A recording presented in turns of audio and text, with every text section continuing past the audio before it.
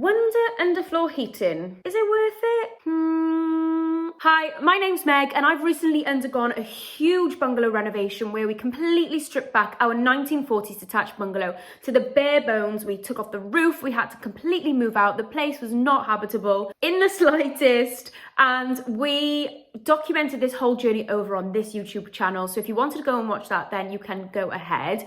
But what has sparked this video idea for me is that I think a lot of people are watching this video on my YouTube channel and coming over to my Instagram and DMing me, asking me about WUNDA Underfloor heating, because it seems there is a lack of reviews online regarding the heating system from genuine customers.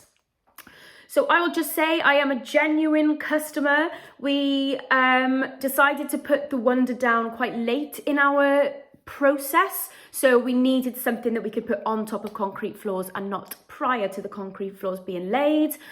This is in no affiliation with WUNDA whatsoever. This is my honest opinion as a paying customer. So yeah, let's get straight into the video. So what I have done is I've compiled a few questions that I have received in my DMs from genuine people wanting to purchase WUNDA Underfloor heating, and I'm going to go through them and answer them for you now. Again, like I said, no affiliation with WUNDA whatsoever, just pure opinions as a customer. It is currently May and we had our WUNDA installed last year. So we've had a good winter with the WUNDA system. So my first question is, where have I had my WUNDA floor installed? So we have had our WUNDA Underfloor heating installed in our open plan living kitchen diner. The reason we went for it is because there weren't enough walls in this open plan space for us to have radiators. So we opted for the WUNDA Underfloor heating system in this room only. So this room is 50 meters, I think it's 52 meters squared.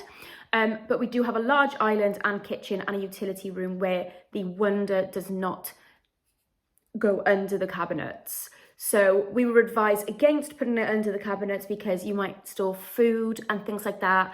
And it's also kind of a waste to just heat under a cabinet. So we do not have, I'll pop up a little floor plan here of the downstairs.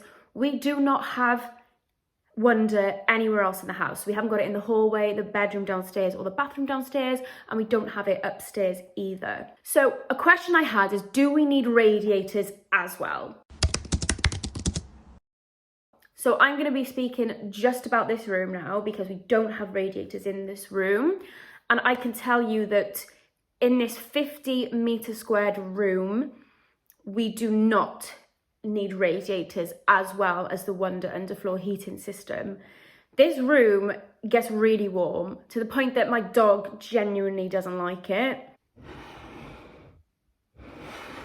He finds it a bit too hot in here and he has to like jump up on the sofa because he doesn't like sleeping on the floor because it is warm. So from the moment we turn on the heating, so for example, back in the winter, we would come down after work, we both work from home upstairs, we'd come down and turn it on as we're going out for the dog walk at 5 p.m. And then when we get back from our dog walk, then the room would be lovely and warm. It would be a nice equal heat and it's just lush. I absolutely love it. And then we could leave that on then from about 5 till about 8, maybe 9 o'clock. And then that's all we'd need in this room. So if you're not home all day, then yeah, you probably won't need it on that often either. It takes about 45 minutes to heat up. When we first had it laid and we didn't have the floor down, it would heat up almost instantly. But then when you start putting the screed down, the underlay and then the flooring, it takes about 45 minutes. So it's not too dissimilar from a radiator system. And again, I can't explain it, but it heats the room in such a nice equal heat. It's not like any part of the room is warmer or colder than the others. So it is a lovely heat and it distributes it really nicely. And if we had radiators in here as well, we would boil to death because it can reach a nice warm temperature. Okay, a question I had on my DMs, which I honestly don't know the answer to, but I can only say what we've got. Someone had told this person on DMs that potentially basically the WUNDA comes in sheets of like aluminium and polystyrene, I think it is, and they go down on the floor and then the pipes go on top. He was told by a plumber that maybe the heat would escape through the bottom and be a waste of heat. So the question was, does my flooring need to be insulated?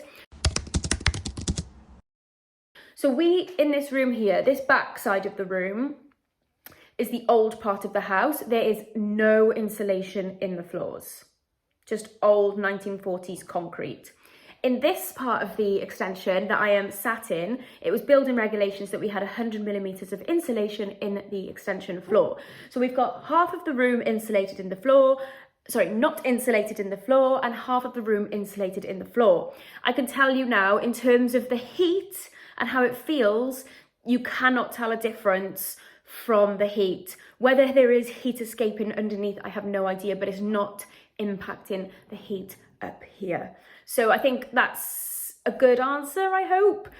Obviously it is half and half, but we cannot tell down that side of the room the difference in temperature to this side of a room, even though it is insulated. But the walls are not insulated either over there, but it seems to equally heat the room as a whole. So I got the question, do I think WUNDA Underfloor heating is efficient? And I find this quite difficult to answer because half of the house is radiators. Well, actually a bit more than the house's radiators, and then we have got the underfloor heating in this room only. But what I can tell you is this room is always lovely and warm. The moment I open that door to get into the hallway, it's like ice age out there. It's freezing on the radiator system and it's lush and warm in here. So one of my biggest regrets is not running the underfloor heating system throughout the whole downstairs. Budget just didn't allow for that. But going back, if I could have gone back in time, I would have scrimped out on others and made sure that I had the underfloor heating running through the whole bottom of the house. Because one of the limitations I find is that, you know, in the winter, we need down here on and upstairs on. So we've got the two different thermostats for the underfloor heating and from the radiator system. I just would have loved to have just had it all on one system, because I'm pretty sure you can zone the underfloor heating and just pick and choose which rooms you want on. So if I could go back in time, I would 100% have WUNDA underfloor heating everywhere. The only limitation of that is you can't dry your clothes on the radiators. So I suppose doing split level, maybe having downstairs underfloor heating, upstairs radiators, because who cares what it looks like upstairs, and you can also put your laundry out on the radiators. But that's what I would do if I was to do this process again. Also, just to answer that, is it more efficient question, WUNDA's website says that underfloor heating systems will cost users around 25% less than radiators to run on average, and 60% less than if you have the electric underfloor heating system. And WUNDA have a rapid response system which uses smart controls and zoning, like that's what I said earlier, and that can also save up to 50%, because I guess you can pick and choose which zone you want. And I think that is useful, because I think in the winter, sometimes we don't come down this side of the room, and it would just be nice to have over there heated and not the rest of the room, which could probably save us some cash. So another one is it the same height as our other floors? Unfortunately, as you walk into this big open plan room, which I will show you, it is a step up. It's very, very small. It doesn't feel like, I just don't even realise it's there.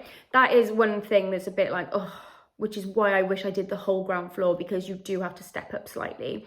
And I'm yet to buy a door bar, but I will buy a ramped door bar to go over it. But you do step up into this room because of the WUNDA underfloor heating.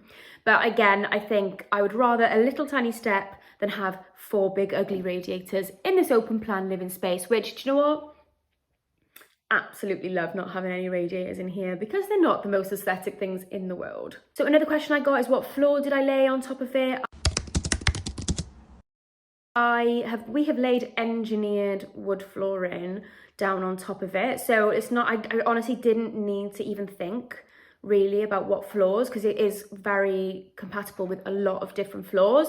So guaranteed whatever floor you want, you can probably use that floor. I'm not sure about laminate, but the The engineered wood floor that we went for was compatible with underfloor heating, and like I said, it just takes a little bit longer to warm up the room, about 45 minutes, but if you can schedule it to come on while you're on your commute home, then it'll be nice and toasty by the time you get home. So no problems with the wood floor and the underfloor heating. Some other questions I've had, again, I'm not a professional, but will it leak? What will happen if it leaks? WUNDA's website, which I did check before answering this question, they claim that they are 100% leak proof. And since they established in 2006, they've never had a reported leak. So I think that is pretty good statistic if you ask me. And again, we've had no problems. Where they actually connect, I'll show you in a minute as well. It connects via the manifold. We've decided to put this under our boiler because we've got a whole cupboard for our boiler in the kitchen. So the manifold is under that, and all the different pipes come off that manifold. So the only point of contact where realistically there could be a leak is from the manifold. And then everything else that's under the ground is just one continuous pipe. There's no connections under the floor that could potentially come loose. It is the pipe itself, which claims to be 100% leak proof. Another question I got is, did I lay it myself? I have seen that it is DIY-able to lay it yourself, and then you'll just need somebody to connect it up to the manifold for you, a gas-safe engineer. We decided not to lay this ourselves because it was, we work full time, we were having the build. There were different trades waiting to come in, which were relying on the floor to be done. So we needed to make sure that it was just done quick. It was done with someone who knows what they're doing. And it was a very large space. We're doing 50 meters squared.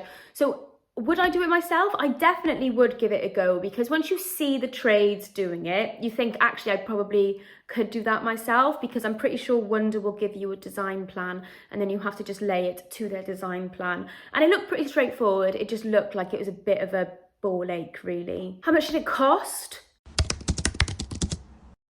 So actually, do you know what? In terms of like raw materials, it was not going to cost us much more than having to buy 4 radiators. So I was looking at the vertical radiators because I wanted to try and fit as many as I could in this room as possible, because there aren't that many walls left in this room because it is so open plan. So I was looking at, once you buy the radiators, you buy the valves, you buy the pipes, all of those things, it was coming to roughly just a little bit less than if we'd had underfloor heating, and they would have looked hideous. And I think that was not taken into consideration like the installation cost of the radiators as well. That was just purely like the actual radiators. So I think we paid $3,200 for the raw materials, the pipes, everything from WUNDA, and someone to come in and install it for us and connect it to the manifold and make sure it's running and everything. So I think that that is a good price. We're based in Cardiff, so I don't know if prices vary from like London or North or wherever, but we felt like actually we did need to pay like a little bit more. It did come in a little bit more, but it was very close to buying 4 radiators, the cost of 4 radiators. So in the end, it was a no-brainer to get the WUNDA underfloor heating. And like I said earlier, it was too late for us to have the other system that you can put under the concrete. So if you're pulling up your floors and you think it's too late for you as well, it's definitely not. You can just lay it on top of the concrete and then lay your floor on top with some screed in between. One question I did get is, would I do it again? And I would 100 million% do it again. And like I said previously, if I could, I'd go back and I'd have it all over the house. So another question I got is, am I happy with my underfloor heating? And I think as far as satisfaction can go, we are pretty satisfied. Like I said earlier, the only bugbear we've got is that we are on 2 systems. We're on radiator system and we're on the underfloor heating system, and it's annoying. I just wish I was on one system. So actually, we just wish we were on the underfloor heating system so that we could have the zoning, we could switch it all on in one go, rather than having radiators and then the underfloor heating. And obviously you've got that little step up from this room to that room. So if we'd had it the whole downstairs, we could have not had the step up. It would have just been straight through the front door and all the same level. So those are like the little niggly things. And the dog hates the heat. It's too hot for him. So anyone who's worried that it won't heat the room, again, this is just my experience. The extension is insulated. The old part of the house over there is not insulated.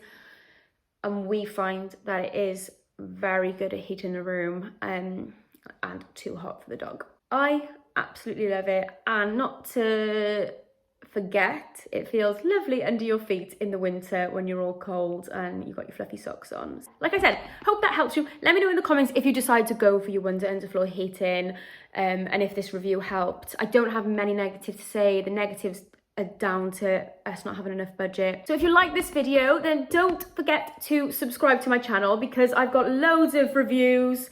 If you pop it down in the comments, anything else that you might be thinking about putting in your renovation that I might have put in my renovation, let me know down below and I will try and answer that. And hopefully this video has been useful. Like I said, I do get a lot of DMs from that one YouTube video about my WUNDA Underfloor heating. Thank you so much for watching. Let me know if it's been useful and I will see you in the next video.